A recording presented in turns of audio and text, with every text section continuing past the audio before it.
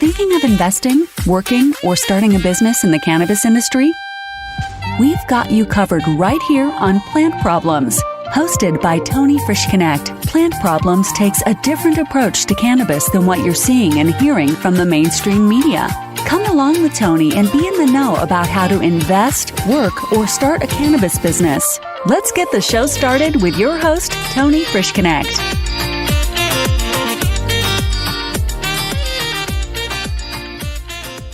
Hi, everybody. This is Tony with Plant Problems. Thanks for joining me today. I have Dan Stofka here with me from Kind Financial. How are you doing today, Dan? I'm good. How are you doing, Tony? Doing very well. Thank you.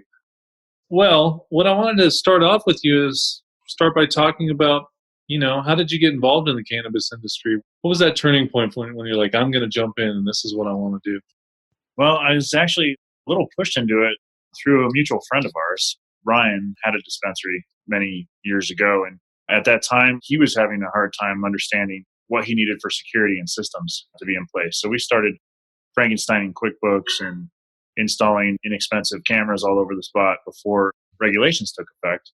He was buying product off of the street from people off of in backpacks and so forth. So literally from the very beginning, and initially no one wanted to work with anyone in the business. And I kind of saw that as an opportunity to help people with electronics, and it's kind of stemmed from that.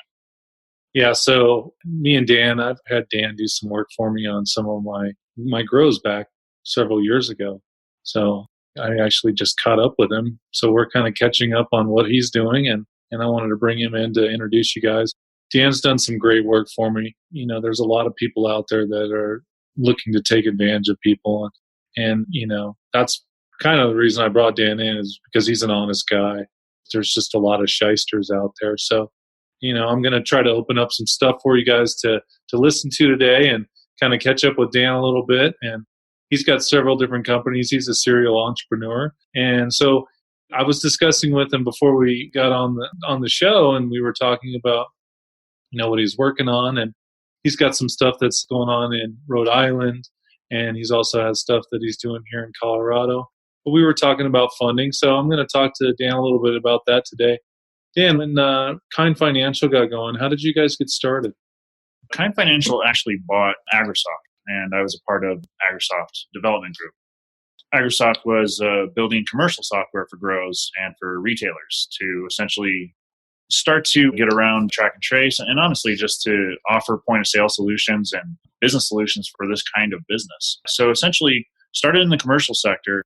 Kind purchased AgriSoft in 2014, if I'm not mistaken. That was when I started with Kind. And essentially, I've held the rank of technology supervisor, so to speak, on everything that they do, both hardware and software related, since that time. I was actually originally brought into AgriSoft to bring camera systems into the track and trace program so that a remote owner could see their operation in effect from states away or from, anywhere in the world. So from what you guys, for you guys out there, what he means by track and trace is kind of the seed to sale. When you hear people talking about seed to sale, is that correct?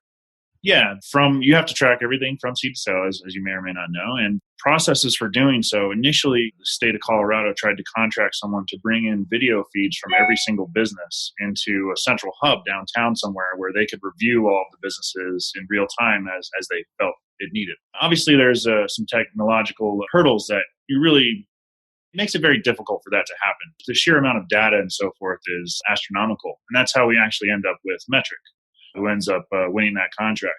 As Kind progressed, we realized that we needed to become an opponent in that market as well, in the government space, because there were tools that were disjointed between the government and the commercial application, the commercial businesses essentially.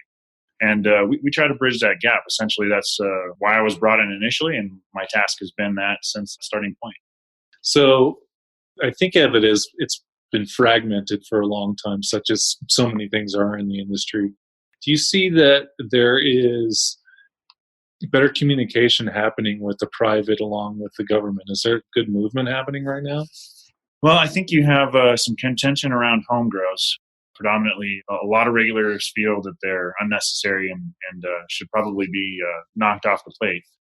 And then there's others that feel that's a part of patient rights. And so right now, I believe we have 14 states that have Homegrow rules. The rest of them don't.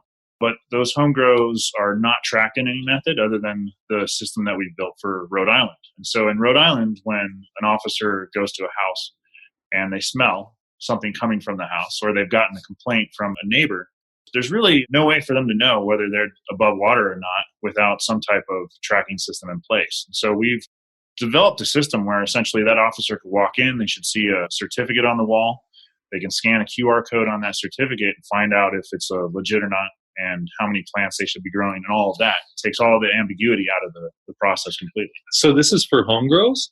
Correct. Yeah. Wow, that's awesome. So I haven't heard of anybody doing that quite yet. Is Rhode Island the only one that's taken the lead on this?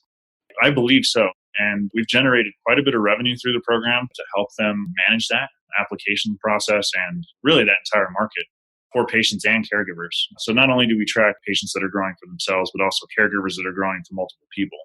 So in some cases, you could have 24 to 42 plants in a facility that's designed to be accounted for 5 or 6 patients, 5 patients in Rhode Island specifically. So that gets into quite a bit of weight, quite a bit of management that should have some type of oversight. And so we not only have brought in revenue through that program to help the state manage that, but obviously also helped with the inspections and the law enforcement aspect of that. They know what they're walking into before they knock on the door. So how have you funded the system that you started or this business? How has that happened? How were you able to put together the money to produce? Sounds expensive. That's why I asked. It is. And initially, before you have any proven results, it's very difficult. In most states, you can't apply to do a state system unless you have a state system. So it's a chicken and egg kind of scenario. And we were lucky enough for Rhode Island to kind of partner with us really in trying to develop these systems that really encompass a little bit more than what other systems out there are doing today. So funding wise, we started with mainly a lot of private investors, family, friends, and so forth. My CEO is David Dinenberg. He was previously in commercial real estate, moved to California to start this business. And predominantly a lot of friends and family got in initially with that. We've done a few funding rounds since, but it's generally been friends of friends or, no large organization, institutional money, I would say. I've seen that's happen. The majority of people that have started a while ago are in the same situation as you are. How is it like to stretch a dollar? Because you must be having to do that.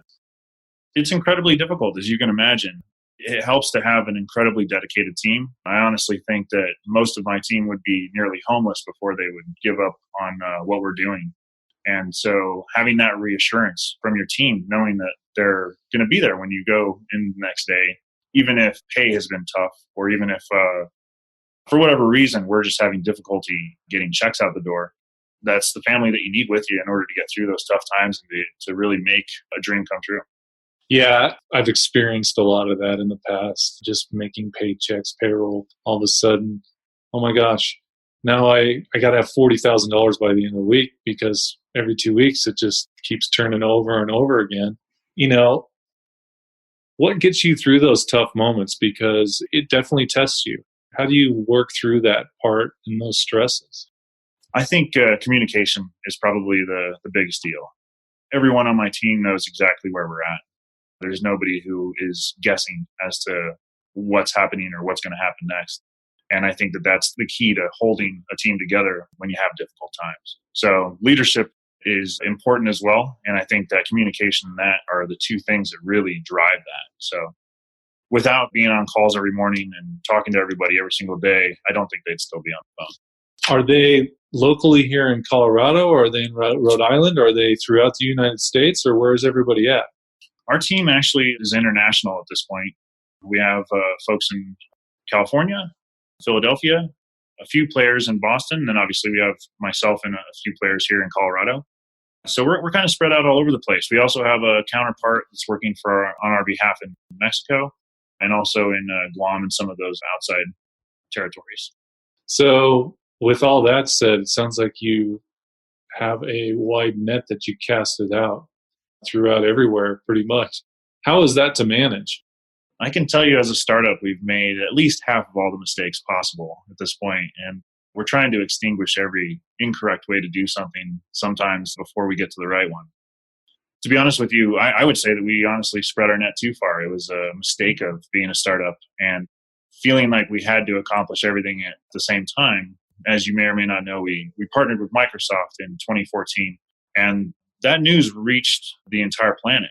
And it was a very cool thing, but also very difficult to understand what that meant for us and how we needed to position ourselves. And so trying to position ourselves as the leader, we felt we needed to take on all those things. And obviously it was a little too much. I completely understand. Well, probably felt like you had to bring a lot to the table when Microsoft came on, I would imagine. Yeah, that and not being first to market, we have always tried to take the slow and calculated approach to everything that we've done. And for better or for worse, I think ultimately at the end of the day, the results will prove themselves. But it's very difficult in the interim trying to get to that point. So there's still a long road ahead. We're still not out of the woods, so to speak. But we do have some successes with the Microsoft partnership and with Rhode Island joining our team. And we're starting to see some proven results from the Homegrow tracking stuff. We also have additional track and trace programs in place for Rhode Island that I think will outshine some of the competitors in that government space too, predominantly around how we track the plant and the identifier that we use. What is the identifier that you use? We use DNA, actually. We do DNA tracking. It sounds expensive to me, like a tracking system that you guys are talking about. Is this an expensive process right now, or is this something that in the future you believe you can bring the cost down to, I would guess, the grower or the state? Can you explain a little bit more about that? Yeah, so essentially the grower is paying for that test. It's very similar in cost to the other tests that they're having to do for either microbial, any kind of pesticide testing. All of that stuff is generally going to be at one of those tests would generally cost the same as what a DNA test would cost. I know you're very knowledgeable in electronic securities. How does this fit into that program? Well, we have a pretty specific IoT play, and this kind of relates back to... Excuse me, what's IoT? Internet of Things. So an IoT play meaning that, I'll explain it in full here. So when we partnered with Microsoft actually came out to Colorado and toured grows and dispensaries with me. And they then introduced me to their other teams internally. And one of those teams was the Microsoft IoT team. They essentially went out to look at ways that we could track those assets and track the people in those buildings with the RFID tags that you have to purchase in most states. If you're in a metric state, you have an RFID tag that's applied to the plant. But most people use those tags just for the scanning barcode that's on it, and they don't use the intelligence that's behind it. And so a lot of our commercial products are designed to start to harness that. And in our track and trace program, we also require an RFID tag. But then on the commercial side, we kind of partner with the state system and say, instead of requiring somebody at the grow to go into a computer and plug in where plant A is, why don't we just have a reader that tells you plant A is in is in room 1, and you don't have to wait for Joe to go put that into the computer. That's going to give you more insight, more overview of what's going on with those grows. Well, it's my understanding that that's what the whole purpose of these RFID tags were back in 2010 when they wanted us to start using these in Colorado. That's what I thought anyway. Yeah. The disadvantage, of course, is that you're in facilities that are historically very difficult to control radio frequencies. An all-metal greenhouse is going to just be very difficult to control. And so there wasn't a lot of... the thought wasn't finalized because the state system that sells the tag is just interested in the revenue from the tag. They don't have another system that harnesses the technology in that tag and then gives them usable information out of it. They kind of stopped at the government side. That's just I think a decision for that company. They just decided that they just wanted to focus on government, which is fine, but you have gaps, and this is one of those glaring gaps. And those tags, I know it's not like they're cheap. And they've been implemented into the system since for the last 8-9 years. That's completely true. Yeah, you have package tags and plant tags, and a plant tag has to be fairly able to handle water and environmental adversity as they would in a grow. So those tags can be as much as, I think, 40 to 50 cents per tag. So that's a huge line of revenue for the state track and trace company. But ultimately, I think that those gaps are the issue, and we plan to close those. So you see that we're actually going to be using these RFID tags soon enough. It's not just a fantasy anymore. We've had a pilot program going in Colorado for roughly 2.5 years at this point, where we are tracking all of the plants in the building using RFID readers at the doors. And then we also have a hybrid system that uses Bluetooth tracking beacons to track all the associates and when they interact with certain batches of plants. So by doing a hybrid system, we're able to get very specific information on where the employees are, and we still read the tag data and can tell you what rooms the tags are in. So the hybrid is really, I think, our best foot forward. So with tracking and systems, everything that these new states are bringing on, California's finally, they've got some time in tracking. Are these systems getting better? Are we seeing a lot better transparency between these companies and the states? Are systems like yours coming out going to hopefully revolutionize the way they're tracking stuff? I mean, what's your feeling on the state of the industry right now? I think we're definitely in a period of flux. We're going to see a lot of changes still. It's still a very new market. And you have tie-ins to a lot of more traditional markets like retail and agriculture. But there's, as you know, very specific things about this business that don't resonate anywhere else. And that holds true for the government side. I think you still have the players that were first to market that are still really shining pretty strongly. But the best solution, I don't think, is going to be one of those. I feel like we will eventually deliver something revolutionary to plan, track, and trace for governments. And I think it's just a matter of hopefully realizing those results in Rhode Island and then presenting them to the rest of the world. So you're talking about what goes into a lot of compliance for companies and what they have to figure out and manage. How are they going to afford that, and how much money it's going to take to run their compliance area. I mean, what do you see on an average? You deal with a lot of different states and you travel quite a bit. So for the business owners out there that are really thinking about how do I work this into my financials and my plan to make these solid so that, I can still make money, because after taxes and everything else, it starts to get pretty thin unless you're really on top of things and you really understand your business. I think honestly, for most business owners, I would recommend getting out, going to the trade shows. I think trade shows are honestly a great way to get started on that stuff and to start to meet some of the people that are not only focused on security or electronics, but specifically for the cannabis marketplace. I mean, as you know, there's dozens of pages of rules for security in almost every single state, and also related to the systems and the tracking systems and all of that. You need people who know those in and out. If you go to somebody and you ask them, how many days of retention do I need on my DVR, and they don't know, and they don't know the law, you need to look for someone else. No, that's a good tip. There's a lot of people that are jumping into the industry that are coming from other industries. They seem to know what they're talking about, but what you pointed out with regulations is something that I think there's so many people that miss that part of this whole thing. That's what this whole thing's built on, right? I mean, you've got to know what your rules are. I mean, because there's too much money to lose and risk, right? So in your opinion, where do you feel which state right now do you feel is most favorable to the business owner? I feel definitely Oklahoma at the moment. There's really no state track and trace system in place or even expected in the near future. So, and there's honestly no cap on licenses either. So, there's people out there with dozens or many dozens of licenses trying to make a go at it out there. So easiest in terms of regulation, maybe not so much in terms of competition. So, yeah, no, that's a good point. I actually know several people that, left here to go there because it's so much more favorable. But yeah, you're right. The competition is changing there too. So you have to be ready for that. But as an entrepreneur, being able to get in the game for I would say a reasonable cost. Yeah, I would agree with you. I think Oklahoma is a great place. And that's why you're seeing people flock there, especially the black market guys are going there because they know this could be our last opportunity, right? Right. Yeah, I agree.